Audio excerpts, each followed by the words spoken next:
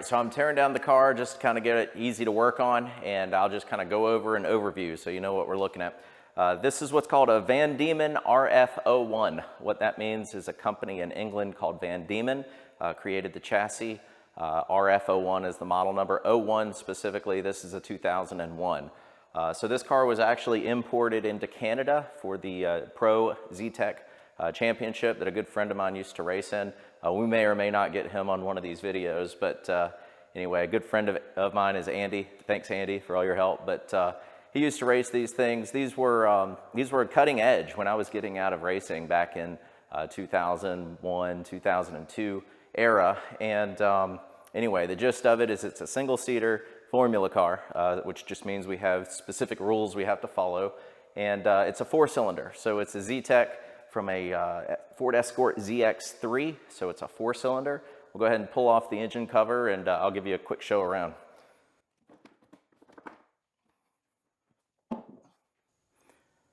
All right, so what we're looking at is a Ford ZX3 engine known as Z-Tech. It's a four-cylinder, four-valve, overhead valve. Obviously, it's an iron block, aluminum head, and you can see the exhaust coming down four collector into one that goes out the back. So we're producing about 165 horsepower, if I'm not mistaken, and 163 foot-pounds of torque. This is not a fresh engine, however. This is actually a pretty tired engine. They don't tend to just go super bad, so I'm down only a couple of horsepower, we figure. But it's been over 6 years since this engine's been rebuilt, and that was part of the plan to do before starting this year. So anyway, we've been able to win with a little bit of a tired engine, if that such thing exists anymore. But we are looking at fuel injection as opposed to carbureted.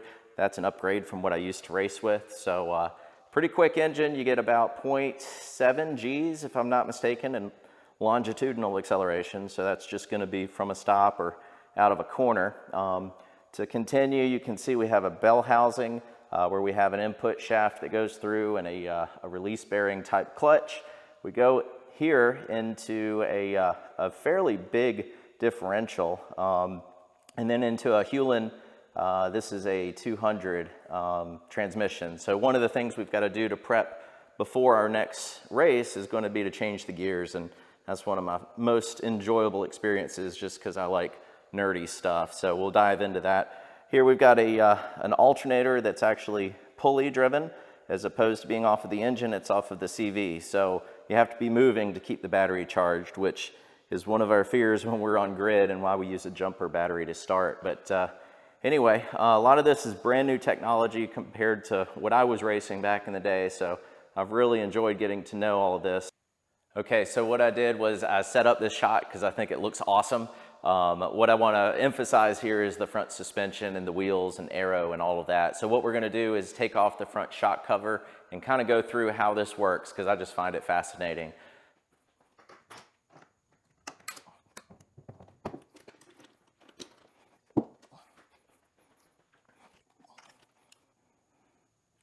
All right, so this is a type of suspension that I never had the privilege of driving with back in the day. This is called pushrod suspension.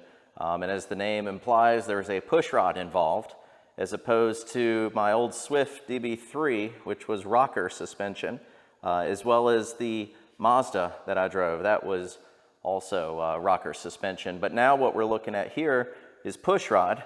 When I raced Formula Renault, we had pushrod, but it was a monoshock, which is a very strange type of suspension system. I did not do well with that suspension setup. Got a lot of understeer, but this is obviously a two-shock pushrod suspension setup, and if we get a different angle here, you can see the angle that comes from the bottom of the wheel hub and goes up through the bodywork into the shock rocker. That is called a pushrod. So as there's more weight on the wheel, it pushes and compresses the shock in the spring. So it's really good stuff. If you notice on the front end of it, those two long bars that go to the blade at the front, that's what we use as our actual sway bar. So as it connects the two shocks with a little bit of resistance through that bending metal blade, we're able to actually change the front sway bar over here. That's what this little bar does in our cockpit, if we can see that. There it is. So yeah, we're able to adjust the front sway bar softer or stiffer depending on exactly what we need at different parts of the track, or if we need a setup change. When tracks get greasy, we make changes and stuff like that from the cockpit. But yeah, so there's a lot that we're going to be doing on the front suspension as well as the rear suspension once we do our final setup for Road Atlanta. We've got corner weights, ride height, as well as alignment where we're doing toe, caster, camber. So we'll do a video for that. That's a long video, but we'll try to keep it short. Obviously we have our front wing here. It's not really suspension, but it adds a ton of weight, a ton of downforce to the car, which helps us turn in and keep it from going a little bit too understeery due to the rear wing and stuff we'll talk about. But all right, so we've taken the front wing off here. You can see those sway bars a whole lot better than they were, but you got the steering rack, you've got the master cylinders down at the bottom. You can kind of see the pedals down in there.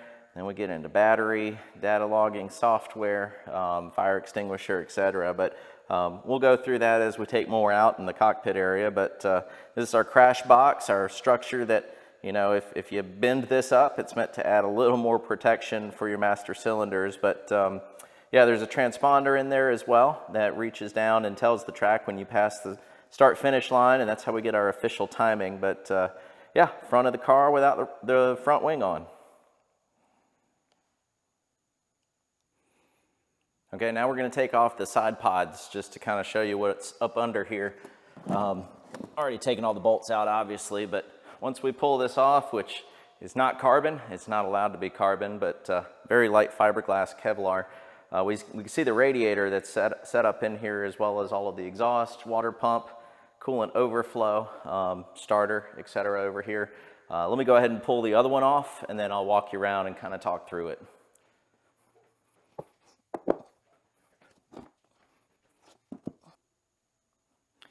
So you can see the radiator there. It actually fills from the bottom and then flows back out from the top. And we actually have the radiator duct in front. That's another fiberglass type Kevlar cutout. Very, very light, and allows the air to go in and come out the back. Then the air comes back and it cools the exhaust and starter, and it flows right out the back on top of the diffuser. So if we come around to the other side, it's very different. Obviously, you have a different side of the engine. The other was exhaust, this is intake. So we have another radiator. So that other side flows into this one. Also goes from the bottom to the top. And we also can see there's an oil cooler. And that oil cooler is basically a heat exchanger between the water and the oil. Keeps them separate, but they can trade off some heat in that area. You got your oil pump, oil filter, bunch of wiring and hoses that come through. Also a shifter, the shifter that goes back to the back of the gearbox, which is kind of interesting. So we'll do an oil change here at one point, and if you can see in the bottom, that's kind of the drain. There are two basically plugs for that bell housing that's full of oil, but this side is just more cooling.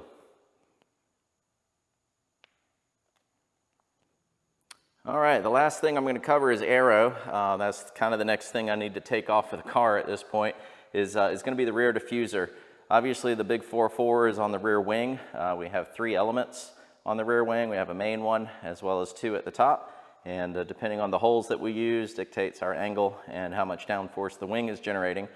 Also, one of the coolest parts of the car is the floor, which is a diffuser, and basically what we see is that this lowers the pressure underneath the car, which allows the back to kind of squat a little bit more. It gets more downforce is what we use. But you have a diffuser that's generating downforce, as well as the rear wing that's generating downforce, and the front wing does the same thing. This is one of my favorite parts about formula cars, is when they have wings and also a diffuser.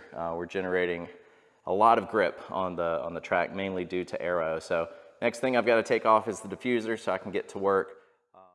All right, that was a quick walk around the car, just kind of see how it comes apart. We'll do some additional videos to show you the ins and outs here, but thanks for tagging along, and if you're part of sponsoring, thank you very much. I think this is a very relevant marketing venture with the car show going on in Fountain Inn, as well as the Christmas parade that will take the car down Main Street for that as well. It's nice to have people come look at your logos and so forth, so appreciate you sponsors. The other sponsors that want to come out to the track, follow up with me. I'll be happy to get you a room as well as tickets so y'all can come out and cheer us on. You'll want to hang out at turn 5. That's the best shot. The best way to watch us come down the S's and go through a pretty dicey corner sometimes. But yeah, look forward to hearing back from you guys. Throw some comments down. Let me know what you want to see, what's kind of too nerdy for you. But give me some feedback, and we'll make this interactive and fun. Hope to see you again next time.